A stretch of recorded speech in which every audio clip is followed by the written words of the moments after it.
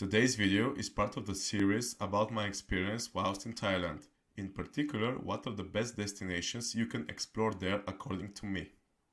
Thailand is the fifth most visited country in the world, and that should not come as a surprise. Join me on a journey to explore Thailand's vibrant culture and religion, its beautiful nature, as well as some of the most scenic beaches that can be seen around the world. First, we go to Chiang Mai.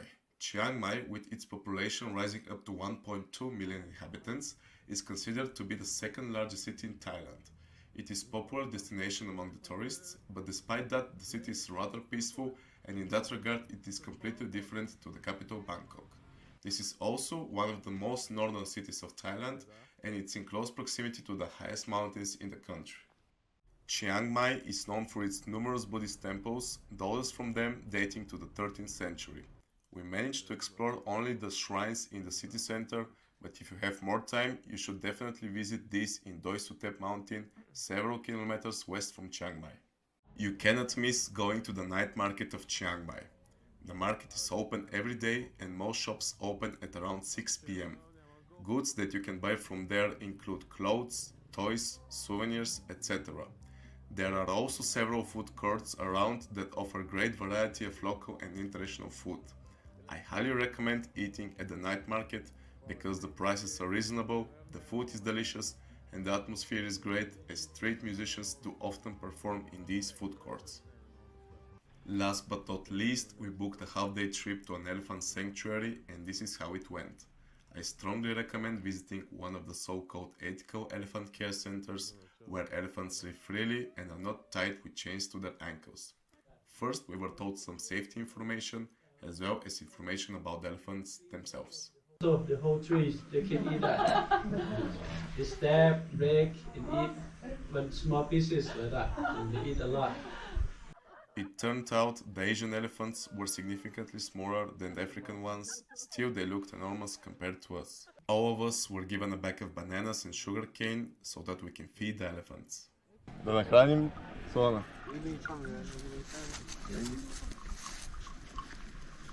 Чакай. Още има за теб. Да бе, спокойно. Ето го. After that, it was bath time, so we headed to the pool in which the elephants can cool down as it was very hot. Айде малко баня.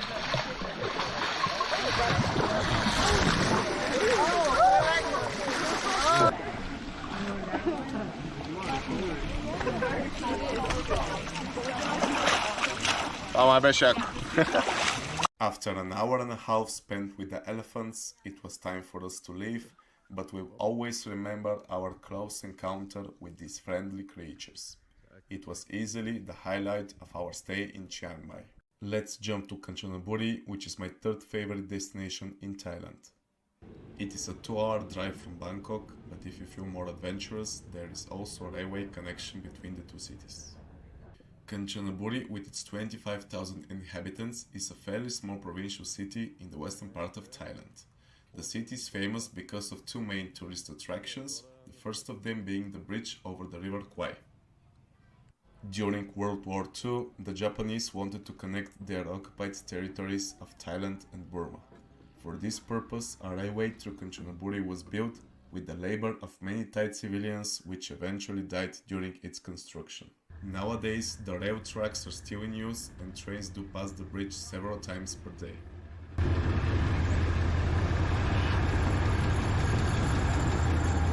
But what happens if you are walking on the bridge and a train approaches you? In this case, you have two possibilities.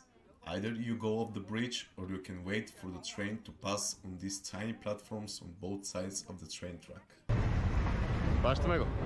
Unfortunately, in our case, we weren't able to experience this because we had to actually take this train. However, the highlight of our stay in Kanchanaburi was visiting the National Park Erawan waterfalls. We got there by this colorful bus as the waterfalls are located around 70 kilometers from the city itself. There was little to no space for Maleks inside, yet the journey with this bus was very entertaining because the road crosses the nearby mountain. Erawan waterfalls are considered to be the most beautiful and most famous waterfalls in whole Thailand, and I can really say that the hype is justified. There are 7 major waterfalls and every one of them is worth visiting.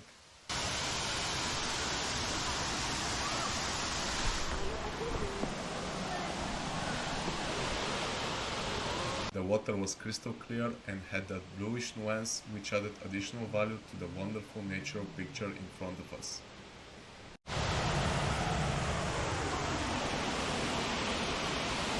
Of course, we were also allowed to swim in the water, which was great as the temperatures that day were very high. My personal favorite is waterfall number 4, as there is a natural water slide which was very fun to exploit.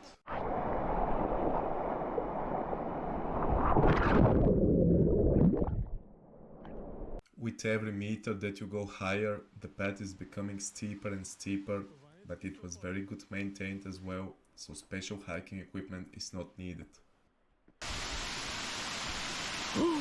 Колко е синя водата.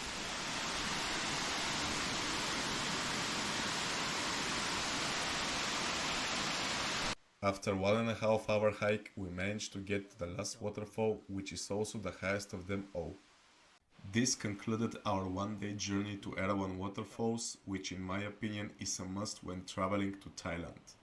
Second place in my ranking belongs to the Indian Ocean coast of Thailand.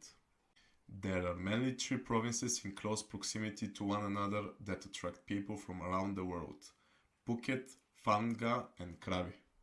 Let's be honest, we all have been hearing amazing stuff about Thai seaside, but is the hype justified? The simple answer is yes.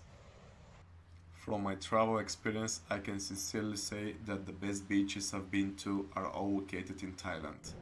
And I don't wonder why. Here you can witness the perfect ratio of jungle, rock formations and sandy beaches.